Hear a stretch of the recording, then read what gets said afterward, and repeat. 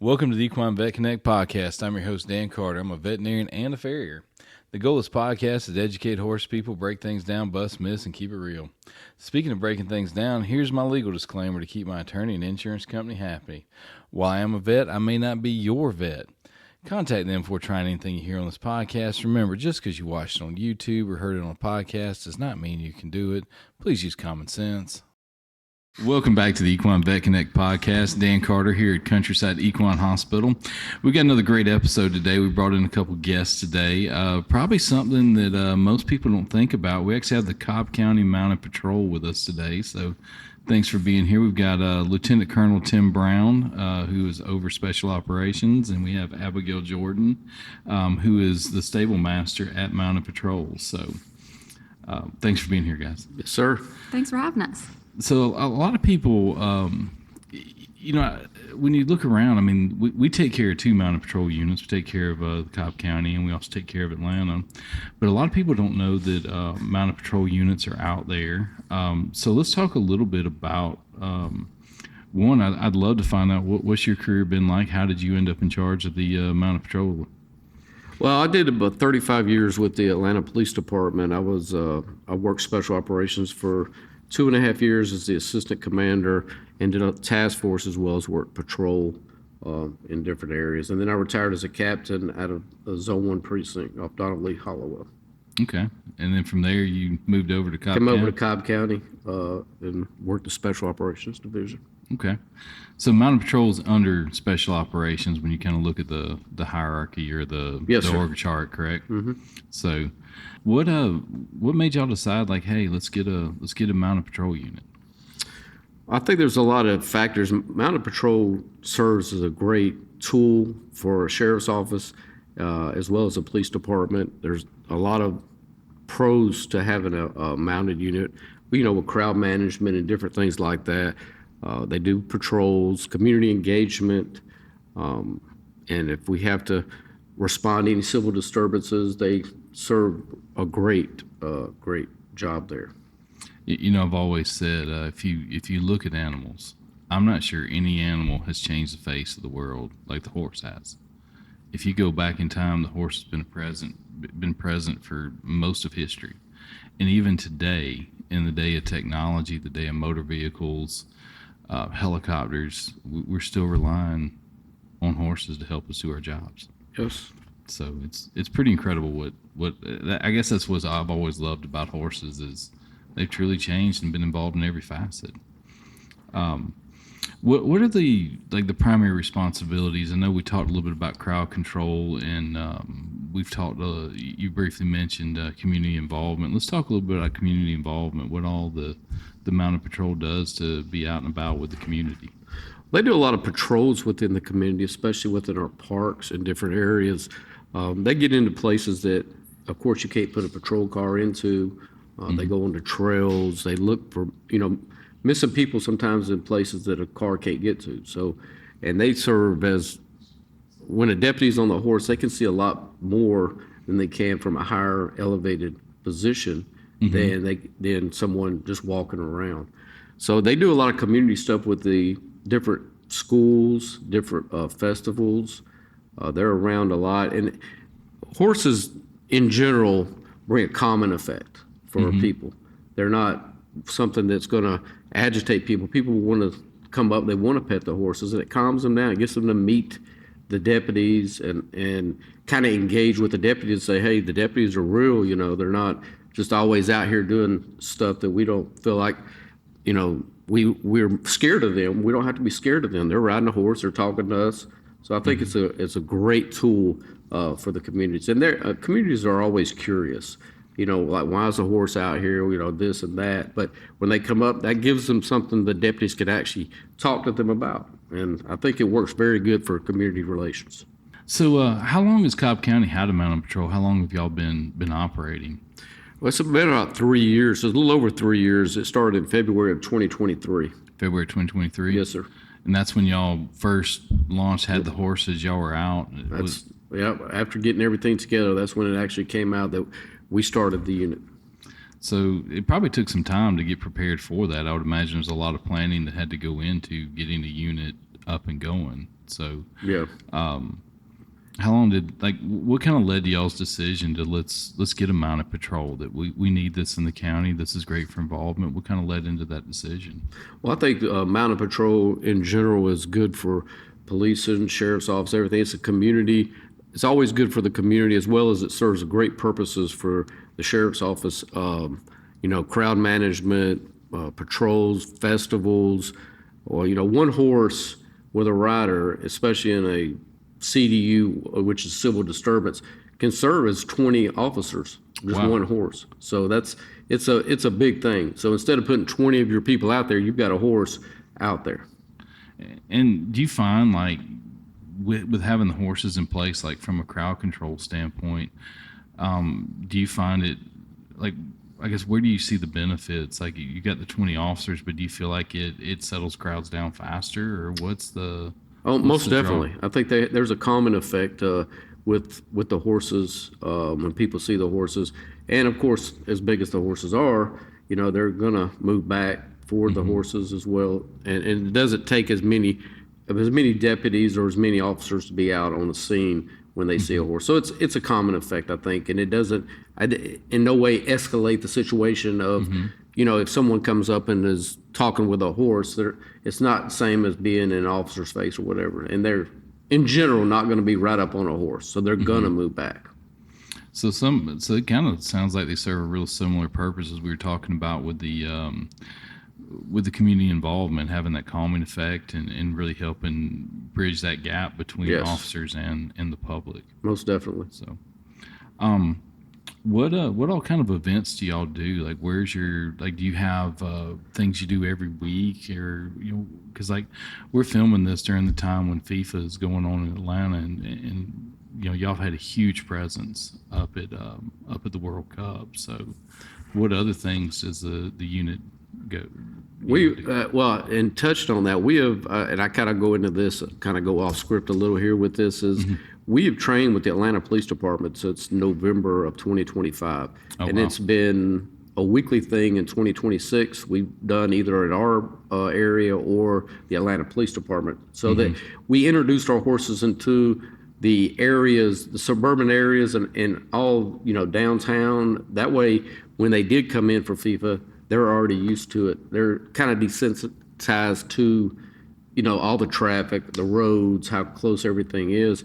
And Lieutenant Lyons from Atlanta Police Department has been a champ as far as being able to get all this stuff together for us and help us out with our unit, because we do have a smaller unit than the APD does, but we have worked together great. And I think we give a lot of credit to him as well, because he has facilitated this for us. As far as like what we do within the communities, we do a lot of stuff. We'll do the schools. Kids love to see the horses. We do a lot of patrols around Cobb County in the parks, especially where normally a car can't get into. I think we spoke about that. So there's a lot of things that we do. We are very busy.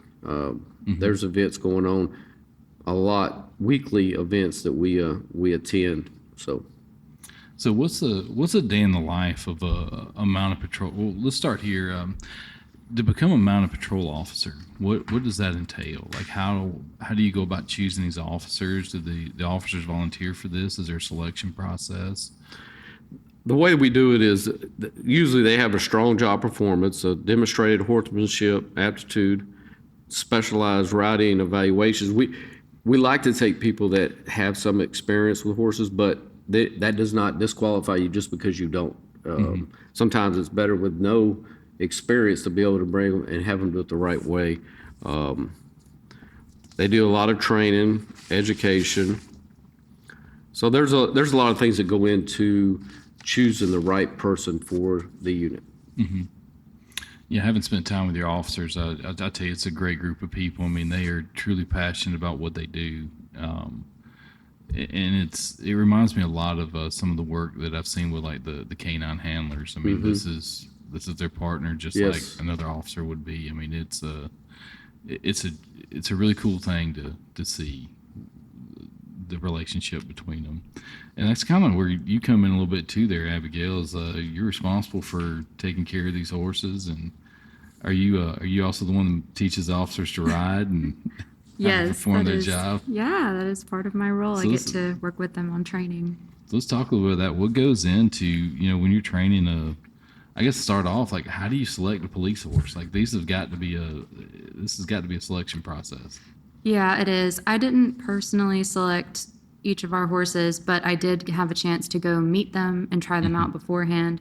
So our sheriff already had an idea in mind of what he kind of wanted as far as the breeds, the size. He wanted these larger draft horses and had found a supplier out of Austin, Texas that does some basic fundamental training on them when they're younger. And it's oriented toward like a mounted patrol horse. It's called Mounted Patrol International. Okay. So my first year, I started in February of 22, and I flew out to Texas that year a few times to try out some horses. And, he came to some of my chain of command, and we got to talk to them about the training that we did. I rode them, and basically just to say, like, yes, this horse would be good. No, this horse wouldn't be good. So they were already kind of pre-picked, and then I just sort of went over there to test out their temperament and just see how they were under saddle. And it was a very cool part of the job, definitely. So it came down for me to their temperament was a big one. We want a horse not super easily startled by things, not aggressive. Draft breeds tend to be like big teddy bears. They're very gentle. Absolutely. So our big draft horses, I mean, I love watching them with like children and families and stuff at events. They're so sweet and gentle, even though they're huge. And then physical soundness and like medical history. You want them something that is healthy, reasonable, doesn't have any chronic ailments, and that can hopefully stay on the unit for a long time, barring any major extreme medical things or emergencies or whatever. So that's sort of what we looked at for the most part. Did a pre-purchase exam to make sure that they passed certain physical requirements and health requirements. What when you're talking about these draft horses, I think some people don't understand just how big these horses are. Yeah. Like if you're gonna describe one of these horses, like what are you looking at height wise, size wise? I mean, if you get a chance, like y'all really need to go visit these mounted patrols when they're out to see just how big these horses are. It's pretty impressive. Like what would you describe size? I remember my major at the time, he's since moved to a different division, but he said, Abigail, these horses are the size of a bus. And I mean, it's not totally inaccurate. Like they're just ridiculous. It's huge. And I've worked with draft horses, but never this much and never this size. The draft horses I worked with were around 16 hands, maybe. I mean, what's that in feet? Like at the 4 inches to a hand. So somebody do the math. I'm not doing math. You can't. I don't get paid for that. But no. So I think these horses we have are probably like 6 or 7 feet when like you're looking at the top of their head. Maybe I'm not sure. Too tall. No, I can't see over their back, and I'm 5'7". I think that's the easiest way to describe it. You can Yeah. be 6 foot tall and still not see over some of these horses' backs. I mean, they're massive, but they truly are like gentle giants. Yes. I mean, I've been around. I used to drive sleighs, and we fed with draft horses, drove wagons all over, and I can tell you they're truly the gentle giants. I mean, they're like every footfall. I mean, they have these massive feet, but I swear they're just place them so soft. People say they can hear us coming at events before they know we're there. Like if there's a parking lot, they're like, "Oh, we could hear you coming. Yeah, we knew you were coming." They're big. It's funny. So, what as far as when you're looking at the selection of the horses and you got the selection of the officers, you get the two together. What does that process look like? Getting somebody, the horse is ready to go. You got the officer. What does it look like when you incorporate them into the mounted unit? What does that training process look like? So Colonel Brown and I kind of came up with a newer training process for the deputies this past year just to make sure everyone was on the same page with the same skill set of like a bare minimum. You have to know how to do all of these things to be a successful mounted officer. And it's a checklist. It's like a master checklist. It covers horsemanship, riding techniques, law enforcement specific things regarding the horses in the barn and like security measures, and then like barn equipment maintenance. You need to know how to drive tractors and, drag the arena, things like that. So even chores, even like cleaning stalls and grooming horses and everything. So it incorporates all of those skills. And basically I'll work with the deputies one-on-one. Sergeant McKinney, who's the sergeant on our unit, will work with them on the more law enforcement side of things and driving the marked trucks and trailers and doing all of that kind of training. And we get them checked off basically on all of these skills. And that way we have like a documented way of saying you accomplished this skill. And then with the caveat of, and anytime we're going to come back and say like, hey, remember the skill you checked off on? We're going to go do that today. I want you to show me you can canter one full lap around the arena on the correct lead. Or I want to show you can hook up the arena drag and go bring it out to the arena really quick. So it's consistent and constant. I mean, training never stops and learning doesn't stop. But that's sort of the new way that we keep measurable progress on everyone's training and skill set, because those are perishable skills. And then before then, it was just like a tryout process, and we would score it. And then I just had varying levels of experience with horsemanship with the deputies. So I would just kind of take whatever they would have. They would come, they would say, I was a barrel racer. One of them has barrel race, but she was unfamiliar with a lot to do with draft horses. So I just kind of asked them what they want to learn. And that's also a big part of the training as well. They kind of get to pick what they want to learn. So we don't just throw them on the back of a horse. So they have to come out. They have to learn the care for the horse, cleaning, all that. Before they even get on a horse, they got to learn some horse care. And I think that's important for them to be able to master that part of it before they even get on to start riding and learning that part of it is, are you going to take to this horse? Are you going to take care of the horse? Do you understand what it means to be a mounted patrol officer? So I think that's very important. No, I think one of the things I was thinking about is I was thinking about if I was an officer coming in that was trying out for mounted patrol and never been around a horse, the learning curve that has to be to go from not knowing anything to now I've got to take care of this massive draft horse and figure out all the other processes involved. And I like, how long does it typically take for an officer, let's say, that has no horse experience before they're fully incorporated into mounted patrol? It could take up to a year. A year is about what we have planned through our process of the checklist and the different skills and responsibilities is a year. And at that year point, if you're not mastering the skills and you're not able to, it's no hard feelings, but we try to get everybody trained to be the best of the best. And so to answer your question, probably about a year is the cutoff that we look for.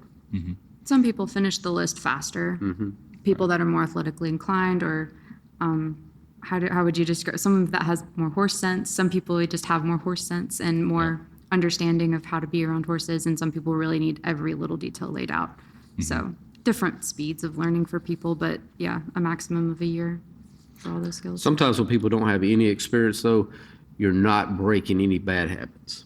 That. So I think that's crucial as well, because you look at that like, okay, they're being taught by Ms. Jordan and others the correct way to do things, and they're not cutting any corners. So I think that's important as well. That's why we don't automatically rule out someone that just because they don't have any horse experience. That was going to be one of my questions. Do you find it easier to train someone with experience or without? Without, 100%. Without. I've been teaching since 2010, and I started teaching adults more in college, and I especially teaching sworn people, learned as a civilian trainer, and that I'm not sworn, that you kind of have to cater to people's personalities and learning style.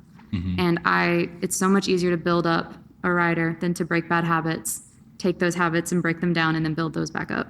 And especially if it's kind of a personality resistance there as well, someone that maybe doesn't take to instruction or criticism very well.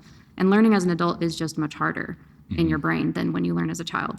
So I find that a lot more tedious, but also it depends on the personality, because like some people come with experience and they're willing to learn how to do something differently. That isn't how they do it, and some people are more hesitant. It just kind of depends. But yeah, I prefer brand new.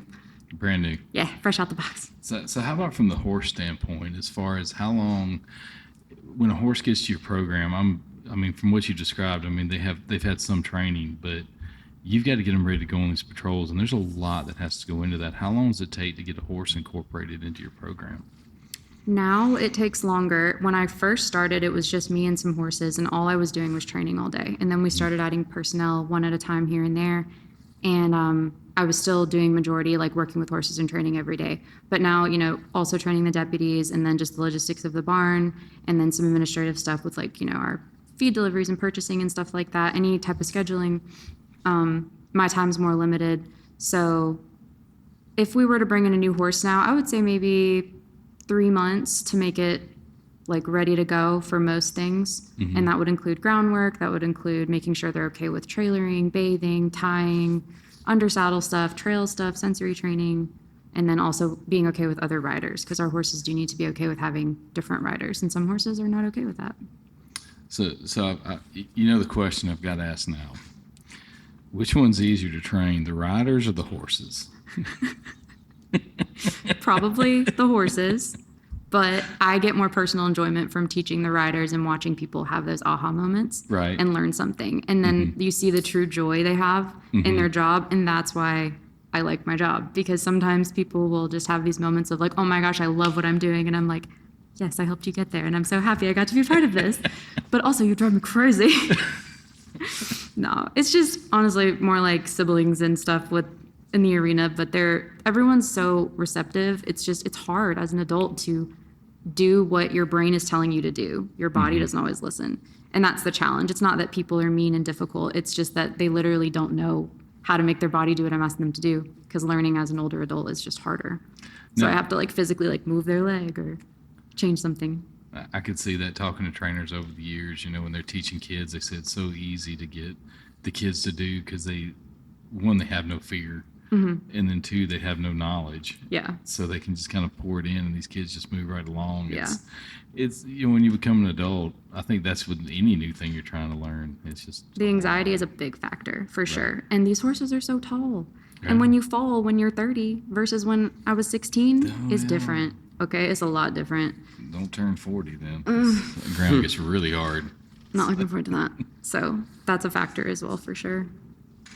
So what like if y'all were, and I'd love to hear from both of you on this, as far as like what's the most rewarding aspect of the job with the mounted patrol and what they do? What do y'all see as, like, personally, what do you see as most rewarding? For him, it's getting to work with me all the time, every day, and drive an hour over here. Yeah. That was his favorite part. It was great. I think just seeing the community, and with our sheriff, Craig Owens, he is very community oriented, and I think having the horses out, something that, we're one of the few agencies in the state of Georgia that have that. And just seeing the reaction and the interactions with the community and the horses and the deputies, I think is a big factor. It's normalizing the deputies. Right. And I think that's the biggest thing that I see is just you'll go to some of these events and you'll see the little kids, and when they do pet them, then you could just see their faces light up. So I think that's a big thing for me. Yeah. The training for sure. I love helping people facilitate their horsemanship journey and watch them like grow with a horse and just really start to settle and be really happy in their little companionship. And then the neurodivergent groups that we work with, we have a lot of those that come in, and I love, that is where my heart is. If I could do anything, I would just have a ridiculously huge hippotherapy clinic and I love them. They're just really connected to the horses in a way that I don't even know how to explain. But the therapeutic aspect of that for those groups is so cool to watch. And our horses are so gentle and sweet, so they love getting to spend that time with them. Kids that are nonverbal, that don't talk really, they'll just have this connection with our horses, and it's just really cool. So y'all have those, y'all have people come out to the barn and participate in this, in that group? Yeah, sometimes we'll go to events, and sometimes they They do come to field the barn. trips. Oh, wow. That is really cool. I had no idea y'all were doing that. We've had more this year, senior groups from senior homes, and we had some a group of veterans, I think, that came. So a lot of different places are starting to want to do these field trips and learn about the patrol. But sometimes they just want to meet the horses and just kind of have that therapeutic little experience. It reminds me of a time when we were working for a group, and there was a mom. The only time she could talk to her child was on the back of a horse. And I'll never forget that. I was like, I will do whatever I can to take care of that horse. Yeah, But it is just really cool. that's a really cool thing you can bring to the community. Yeah. I mean, that's really huge. I had no idea that was. I love getting to do those things, so I was really excited when they started coming up as opportunities.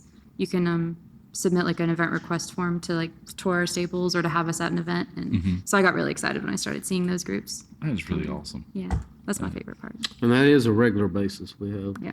It happens frequently. Like I said, this year's it's increased a lot, but yeah, that does happen a lot. And they do a great job, giving the information out to the people that come out for the tours and with the horses, letting them pet the horses, and just kind of show them what they do out there at the barn. So I think it's rewarding, and especially for just the effect of the calmness and the interaction. I'll tell you, I think Winston Churchill said there's something about the outside of a horse that does good for the inside of a man. And I don't think there's ever been a more true statement because, it's funny. I was, a friend of mine he's working with a group of veterinarians and that were having trouble. They're trying to communicate with owners. They're young veterinarians. They're trying to communicate. And the first thing he tells them is, just go put your hand on the horse. Just put your hand on the horse. And I remember him saying that. I've never forgot that because sure enough, you can watch somebody's whole demeanor change just by laying their hand on the horse. I mean, you've been a vet for a long time. What is it about them that just has that calming effect on people? It's some type of magical quality. I have no idea. I remember the first time I was around a horse and I was like, oh, this is it. Yeah. And none of my family's into horses. I'm it. Oh, wow. And I have literally spent my life since I was 18. I have been working some facet of the horse world since I was 18 years old. I just assumed you grew up in it. No, it's a funny story. I always wanted to be around them, and my mom kept telling me that just wasn't my thing. My mom tried that too. Yeah, she just said, that's not your thing, Dan. That's not going anywhere. And my dad, he kept waiting for me to get a real job and give up on this crazy horse thing. And well, here I am. What did we talk? 30 years later. Yeah, still doing it, but there's just something calming. I mean, it just, I don't know what they do, but I can tell you it has a profound effect. I mean, I've talked to veterans about it. The horses are what really helped them work through a lot of things. Yeah. Like I said, I'll never forget the mom with the autistic child that's the only way she could talk to her child. The child would talk when he was riding the horse. I've had some pretty incredible students in the past before I started this job that were on the spectrum and watched them have some crazy cool growth physically or mentally or both. There was a nonverbal kid that had been nonverbal for many years that started talking again. I mean, that kind of stuff is just cool. And I was even thinking, earlier when we were discussing like the crowd control component of what y'all do, and one of the first things you said was that doing the work of 20 officers, but it has a calming effect on the crowd. I mean, you're talking about a large group of people that may not be in contact, but just the presence just brings, I think that's the cool thing. Name another animal out there that can do that. No. I mean, I love animals, but yeah, there's something different about the horses for sure. We have a detainee program as well, and they also have gotten a lot of therapeutic stuff out of that program, and they work really hard. But they love working with the horses. They know it's a privilege, and they show up every day, and they work so hard, and they have relationships with them, and they have favorites, and they know what this horse likes, and they know this horse wants scratches here. And I love watching them work with them. They do a really good job. So that's another sort of part where I get to see the therapeutic side of working with horses and how it affects people. Because I'm around the same horses every day, and you can kind of forget those things. So it's really, really rewarding to see that. It's interesting. We're around a lot of horses every day, and I'm not saying we have favorites here, but it's always funny when one of the favorites is in the hospital. Everybody, the number of people that just go out and visit them. Are any of ours one of y'all's favorites? Maybe. Major. Sorry, we don't have favorites here. That's right. That's what I figured. But no, it's funny the way some of the horses, they just, I don't know. I can't describe it. It's just something. Even not just with the horses, but some about particular horses. Yeah. They're just can't describe it. Yeah. So, well, as far as the care, because a lot of people, this is one of the things that I talk to people about when we say, if we're talking to people, we say, yeah, we work for the Mounted Patrol, and they always ask about the care. And one of the first things I say is, you have no idea. I mean, if I were going to be a horse, I think I want to be a Mounted Patrol horse when I grow up. Oh, definitely. I mean, this is, what does a day in the life of caring for all these horses look like? What does that look like for not just you as the stable master, but also the officers involved? What does a day look like? When it comes to horse care, everyone needs to know a certain amount, like grooming and some basic first aid.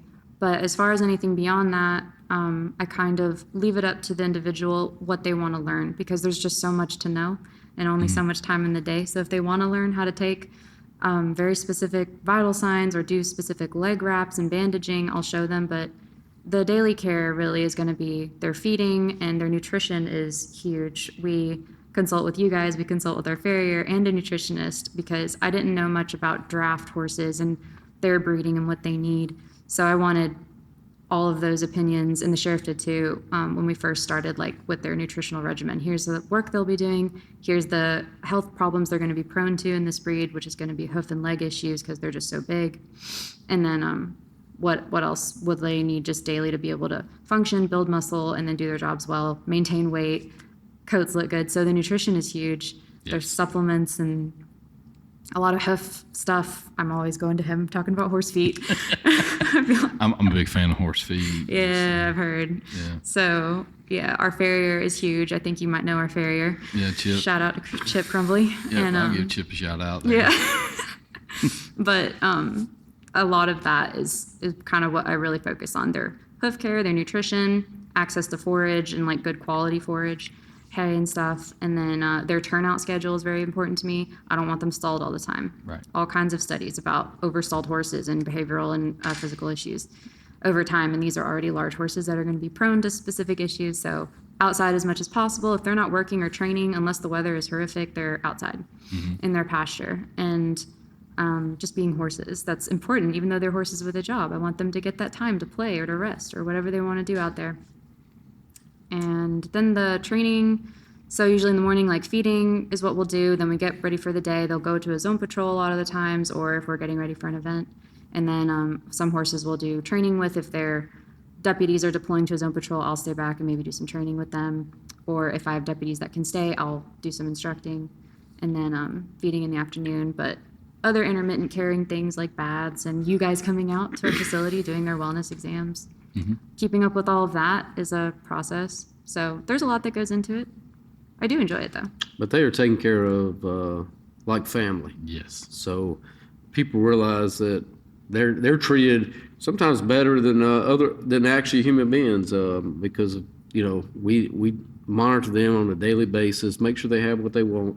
We don't ever go there is ever no neglect or anything with these horses. They are always taken care of, and if any problems arise, they're immediate attention. So it's nothing that we always taking care of what their needs are. Basically, we're there, and they're monitored on a daily basis. So just for your audience, so that. Now, one of the things I can say is, I think if people took as good a care of ourselves as we took care of horses, Yeah. could you imagine kind of shape we'd be in? I know. I mean, I say all the time, if somebody fed me only what I was supposed to eat and made me exercise, I'd be in much better shape. Yeah. But no, that's one of the things that, I think a common misconception is that horses that work for a living in these situations, that they're a tool, but that's not it at all. I mean, they're a member of the team. I mean, our small animal hospital does work for canine units. We do work for these mounted patrols. And I can tell you, They're sworn. They're deputized, like our canines. So the horses are sworn officers, just like they have badges. that. Yeah, is we had a awesome. swearing ceremony. I think that was 2024 maybe. Right? And yeah, it was really cool. The sheriff came out, swore him in. Because I knew the canines were sworn in. Oh I yeah, didn't there know was the a lot of horses horse were. puns in it too. It was good. There's an article somewhere. I'll try to find it for you. But it was, so they have their badges on every time they're deployed or go to an event. That is cool. Yeah, That's cool. pretty fun. So the horse has a badge. People love it though. They love seeing it. The career days and stuff, the kids, they think that's just the coolest thing. We have trading cards for them too, so we try to bring those to events. You get trading cards for the horses. Yeah. Man, this is cool. I want to be a mounted patrol horse. We have not been able to work in a gun belt yet. You hadn't figured that out yet? We're working on that. Yeah, that's the next step. But they're taken care of well, and like that was, as I said earlier, they're part of the family. No, that's one thing I can 100% say. I mean, care is not lacking. So Not at all. and especially from the nutrition standpoint, that's one thing I can applaud y'all on, because it is easy to get a draft horse overweight and your horses stay right where they're supposed to be. Well, you guys have been crucial because I've told you from the beginning, tell me what needs to happen. And if you notice anything that is not the way it should be, because I mostly work with quarter horses and thoroughbreds, and that is, I don't think you can get more different from a No. nutritional dynamic and what they needed and what I was doing with them. So you guys have really helped me out on that a lot, and Chip has as well. Trying to get their feet in good shape. I mean, seeing what they look like now versus when they came to us, they're doing really well. So I always find it really endearing, though, how all of our higher ups, they don't just like care. They will ask me later if a horse had to go to the vet. Sometimes I'll hear from my colonel or chief or even the sheriff, how's Apollo doing? You know, I heard he went to the vet.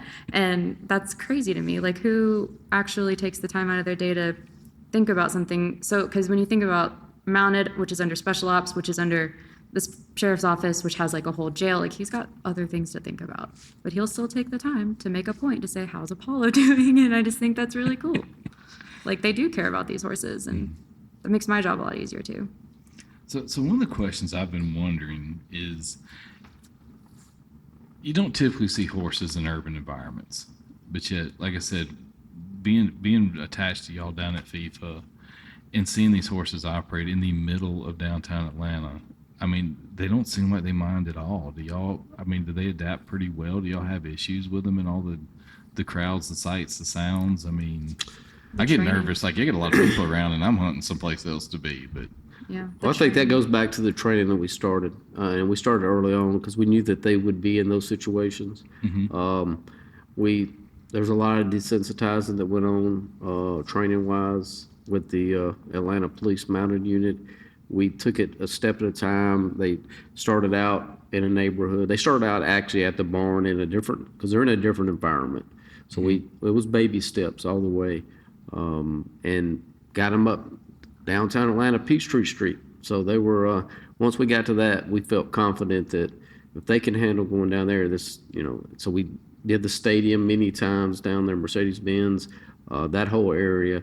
So we got them used to, of course, you can't throw thousands and thousands of people out there to get them used to, but we did the best we could to get them desensitized, and they've done a fabulous job down there. They truly have. I mean, it's amazing. I think, but they don't mind. And like I said, I'm one, like, you get me in a crowd of people and I'm good. I'm not. I'm hunting an exit. But the horses, they're just wading up amongst sirens, people, everything. They just, if they have each other, they tend to do better. Yeah, it's like they're just happy to be here. Yeah. They enjoy what they do. Yeah. I guess one of the only thing that I can think of is probably more of a deputy thing than a horse. While on Peachtree Street, one of the driverless cars came up, and it didn't bother the horse, but the deputy kind of freaked out, like, what's going on? You know, they would never seen that before, obviously. So it was a lot of, even for the deputies, it was to get used to the area, the crowds, the size of the streets. It was a learning curve. Now, a driverless car, I'm with you. That'd probably freak me. I've seen them going down the road, and I'm not okay with that. I have always wondered, if a driverless car is speeding, who gets the ticket? I don't think they speed, but I don't know. I don't think they do. I always wondered, like, It's a matter of time till they do. Yeah, if they don't stop at a stop sign, if they don't do something right, I've always wondered, like, who gets that ticket? Yeah. We have to give the company that one, I guess. Oof. I don't like that. Yeah, the first time I saw one of those, the guy sitting in the back seat, nobody driving. I don't think I could do it. I think I'll take my chance with a horse, personally. I need to go touch grass just having this conversation. Yeah. So, kind of as we're wrapping things up, if what would you tell people about mounted patrol? Like, if you could communicate anything, what would that be? If I could tell people anything, I guess that obviously the horses are very well cared for, but also, like, the people here are also human people, and it's easy to forget that sometimes with the image of law enforcement and how it's been the past 10 or so years after COVID and everything. They're people as well, and I say that as someone that's not sworn. I'm just a civilian, and it is really cool to see them have those connections with the public, with the horses, and they do want to meaningfully engage with the community. They're not here to, make your life worse. They actually are here to make your lives better. So it's really rewarding to see the development of that with the unit and how they've engaged with the community so well. So I would just ask for people to kind of keep that in mind, and that come say hi, come and talk to us if you ever aren't sure, or if you really have a critique you want to make us aware of, because that is something that we're here to do as well, is address those things. I guess I would encourage people to come up and talk with the deputies, because the horses and deputies and all, they belong to you. It's your community, and we're out there for you. That's why we're there. So come out, be part of what we're doing, and ask questions, talk to the deputies, talk to, pet the horses. But like I said, at the end of the day, we're there for the community. That's really cool. I want to thank y'all for being here. Like I said, it's always been a great honor to us to get to work with the Mounted Patrol units. It's one of my favorite things that. And it's always a great conversation piece when you're talking to people, like, oh yeah, we take care of the Mounted Patrol. They're like, what? One, like, there's a Mounted Patrol too. Y'all take care of it. Like, yeah, that's part of who we are. And it's always one of the coolest things to. Y'all have done so much people. for us, and how thankful I am for everything you've done, and figuring out over the years a system that works for us with all the logistics. It's been huge, and you've really been crucial to us being functional and operational, because you take care of them. And I want to echo that sentiment as well. We've had to call y'all after hours, and y'all have always been there to help us out, give us advice. So we greatly appreciate it. No, we're happy to do it. That's the one thing I love about this team here. We all do this because we love it.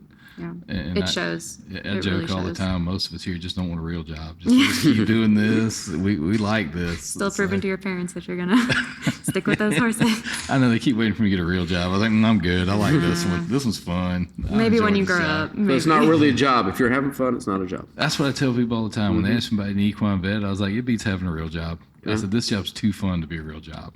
Like, enjoy every day. And it's always a pleasure working with you and your officers. I mean, we always look forward to y'all coming in or going out to the barn. People are always trying to climb in the truck when I say we're going to the vet. They're like, I get to go this time. They're always very excited. No, it's a great time when y'all trip. are in. Everybody here loves it. So thank you. But yeah, we really appreciate everything y'all do, and like I said, not just from the horse side, but everything our officers are out there doing, and we truly appreciate it. And to hear like the outreach y'all are doing with the community, that's really cool, and that's really special. Not many people get to say that, so that's really cool. So thank y'all for being here today. I know it's a long drive down, but we really appreciate it. Appreciate everything y'all do, and thanks for having us. Yes, thanks a lot for having us. Yeah. So and also big thanks to April for filming everything. And thanks, April. Yeah, Casey doing the editing. And Randy. Randy from Comms. Yeah, Randy from Cobb. She's over here. She's filming in the background. She's I think she may be recording her own podcast. Probably, yeah, probably. She's a pro. So, but no, we appreciate everybody that makes this possible, and thanks for everybody out there for being a part of Countryside Equine Hospital and the Equine Vet Connect podcast, and still helping me not have to get a real job. So I love that for you. I really appreciate it. So, well, thanks everybody for listening, and we'll see y'all next week. Take care.